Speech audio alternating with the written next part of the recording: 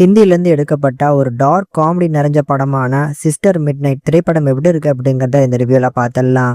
இதில் கதைன்னு எடுத்துக்கிட்டோம்னா பரபரப்பாக இயங்கிட்டு இருக்கக்கூடிய மும்பையில் இருக்கக்கூடிய ஒரு சின்ன டவுனுக்கு புதுசாக கல்யாணமாகி அதுவுமே பார்த்தீங்கன்னா அரேஞ்ச் மேரேஜ் பண்ணிட்டு வரக்கூடிய நம்ம உமாங்கிற ஹீரோயினை சுற்றி இந்த கதை நகருது. இப்படி பல எதிர்பார்ப்புகளோட தன்னோட கணவனோட ஒரு புது வாழ்க்கையை வாழ போகிறோம் அப்படிங்கிற எதிர்பார்ப்பில் வந்திருக்கக்கூடிய ஹீரோயினுக்கு எல்லாமே ஏமாற்றம் தான். அதில் முதல் கட்டமாக அவங்களோட லோன்லினஸ், அந்த தனிமையை போக்குறதுக்கு அவங்க என்னெல்லாம் பண்ணுறாங்க, கடைசியாக எந்த மாதிரி மாறுறாங்க அப்படிங்கிறது அந்த படத்தோட மொத்த கதையுமே. இந்த படத்தை பொறுத்தளவுக்கு இந்த படத்தை எடுத்த விதம் சூப்பராக இருக்குங்க. இந்த படத்தோட ஸ்க்ரீன் பிளே பார்க்கும்போதே அந்த ஒவ்வொரு நாளையும் அவங்க எப்படி கடந்து போகிறாங்க அப்படிங்கிறத அழகாக காமிச்சிருப்பாங்க. படத்தில் நம்ம ராதிகா ஆப்டேவோட பர்ஃபார்மன்ஸ் அந்த படத்தில் one of the best moment அப்படின்னு சொல்லுவேன்.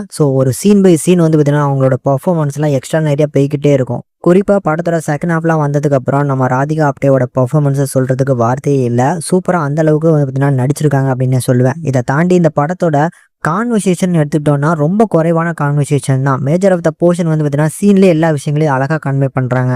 கண்டிப்பாக பார்க்கக்கூடிய ஒரு மஸ்ட் வாட்சபிளாகவே சஜஸ்ட் பண்ணுறேன். இப்போதைக்கு தமிழ் டப்பிங் இல்லை, ஹிந்தியில் மட்டும்தான் அவைலபிளாக இருக்குது. ஆனால் சப்டைட்டில்ஸோடு இருக்குது. கண்டிப்பாக ட்ரை பண்ணி பார்க்கலாங்க.